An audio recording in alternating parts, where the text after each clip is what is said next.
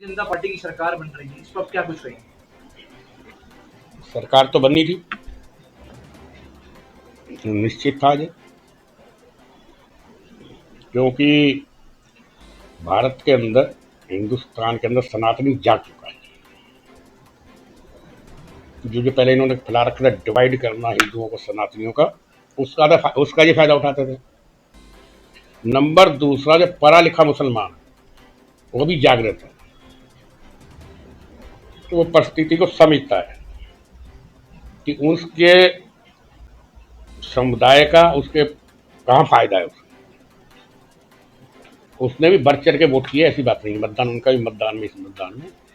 लेकिन इस चुनाव से पाकिस्तान की और बांग्लादेश के जो आतंकवादी हैं, इनके परिणामों से उनकी कमर टूटी है।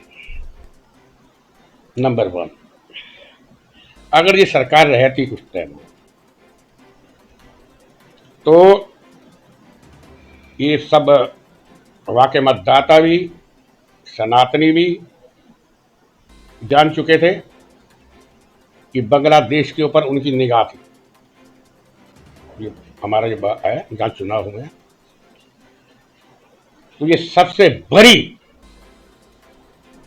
और करारी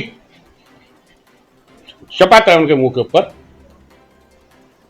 इससे, इस चुनाव के परिणामों से पाकिस्तान के और बांग्लादेश के आतंकवादियों के हौसले पस्त होंगे और भारत के अंदर आतंकवाद का जो साया था बाहरी मुल्कों का, वो कम होगा। मेरे ख्याल से भारतीय जनता पार्टी जो सत्ता संभालेगी उनका नाश होगा और ये बहुत बड़ी जीत है। इसको विश्व भी अपनी नजर से देख रहा है। लेकिन मात्र 2 सीटें भारतीय जनता पार्टी के पास थी लोकसभा में, और थर्ड टर्म के ऊपर हम हैं। कहां से लेके कहां, साउथ का वो तो डर था, साउथ में कहां से आएंगे, साउथ में कहां से आएंगे, वो खास तौर पर बांग्लादेश के अंदर। अब भविष्य के चुनाव के अंदर भी इन चुनाव में संघ का बहुत बड़ा योगदान है, आरएसएस का भी। केरल के ऊपर निगाहें होंगी और प्रभु चाहेंगे आने वाले समय के अंदर कश्मीर से कन्याकुमारी तक भारतीय जनता पार्टी का ध्वज लहराए। क्या सर, जो लगातार पश्चिम बंगाल में घुसपैठियों की बात की जाती है कि ये कहा जाता था कि ममता बनर्जी ने शरण दे रखी है घुसपैठियों को, क्या सर ये चुनाव के बाद ये मुद्दे खत्म हो जाएंगे या घुसपैठियों पे कड़ी कार्रवाई की जाएगी? अब तो ये स्पष्ट है, ममता बनर्जी भ्रष्ट है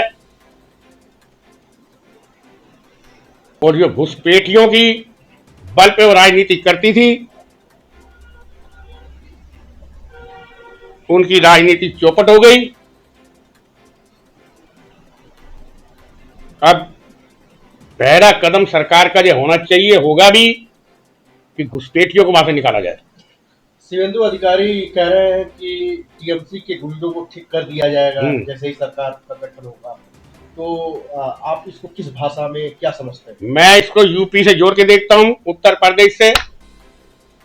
जैसे वहां पर गुंडागर्दी समाजवादी पार्टियों की थी, उनके जो एमपी थे आतिक अहमद, ये जितने से, सब ठिकाने लगा दिए गए हैं, लिस्टें बनी हुई हैं, लिस्टें तैयार है। शासन, प्रशासन, सरकार इस ओर जल्द कदम उठाएगी।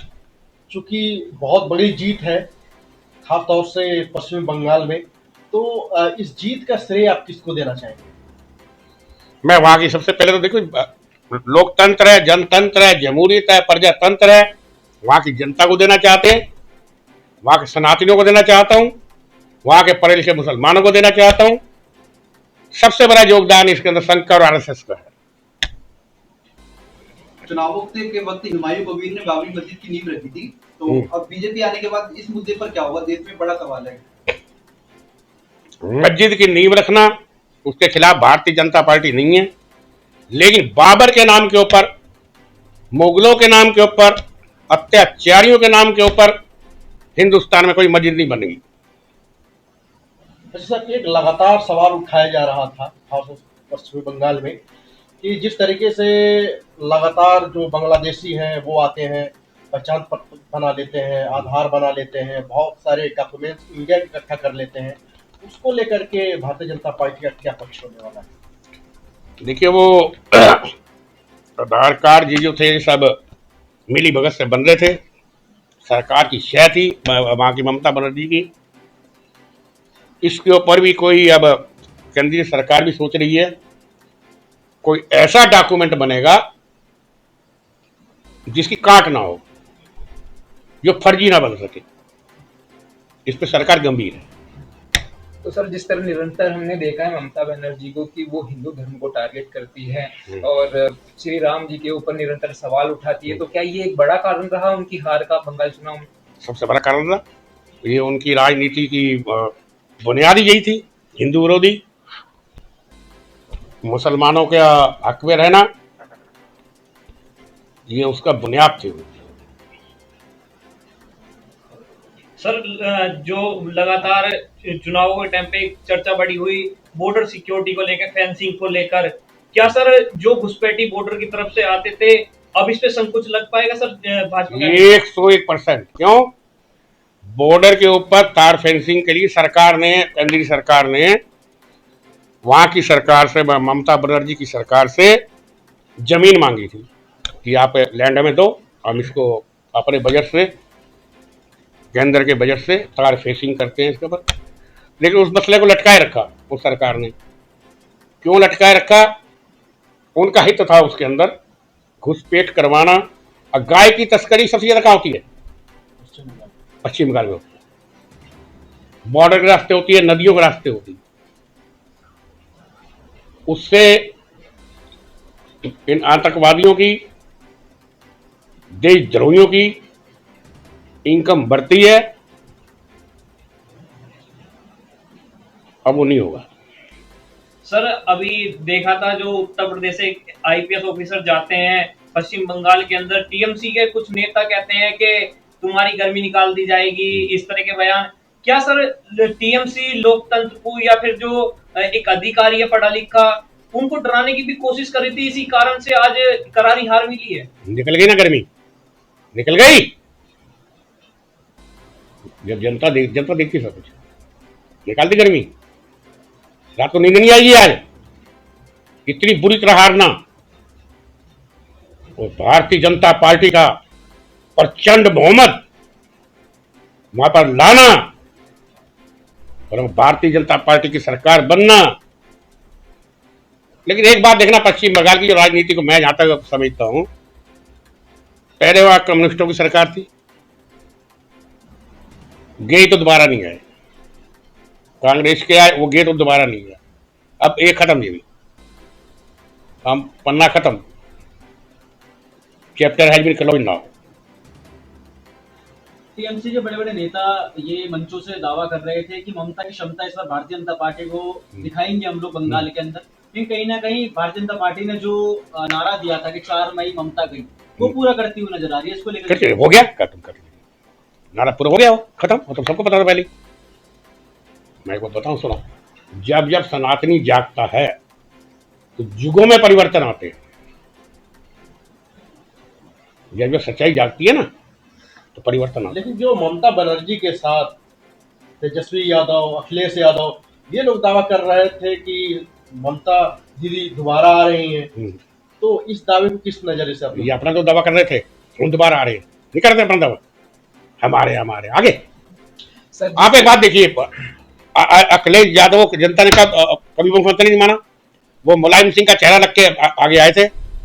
जनता, यूपी की जनता ने वहां के जो मुख्यमंत्री चुना था, मुलायम सिंह यादव को चुना था। उन्होंने अपनी चतुराई से अपने भाई को धकेल कर अखिलेश यादव को बना दिया। अब इनका देखो खेल खत्म। तो सर, जिस तरह से हमने हर बार देखा है कि बीजेपी जब भी जीतती है तब जो विपक्ष होता है वो वोट चोरी का दावा लगाता है, तो क्या बंगाल में भी हमें देखने को मिलेगी यही चीज? अभी रोएंगे, ये मशीनों को रोएंगे, देखना कुछ दिन बाद। अभी चिल्लाना शुरू कर देंगे आज से कल से। ममता बनर्जी कह रही है कि 100 सीटों पे वोट ठीक से गिने नहीं गए जो हमारी थी, बीजेपी ने और चुनाव आयोग ने यहाँ धांधलेबाजी करी है, ऐसा बयान आ रहा है। देखिए इनके पास अब और कोई काम नहीं है, जनता अपना निर्णय सुना चुकी है, अपना मत दे चुकी है, सरकार पलट गई है, तो कुछ कहेंगे, उनका काम है कहना शोर और बेकार की बातों को। हेमंत बिस्व शर्मा का एक नया बयान सामने आ रहा है कि उन्होंने जो कांग्रेस के प्रवक्ता है पवन खेड़ा, उन्होंने कहा है कि पेड़ा बना दूंगा। उसका पेड़ा नहीं, उसका रेला बनेगा। रेला क्या? रेला बनेगा, रेला। उल्टे फुल्टे काम करता है वो। और तुम निजी तौर पे व्यक्तिगत किसी के ऊपर अटैक कर रहे हो, परिवार के ऊपर, महिलाओं के ऊपर है। अरे तुमने किया, सबूत दो, माइक के आगे बक देना। वो बख्शने के काबिल नहीं है व्यक्ति।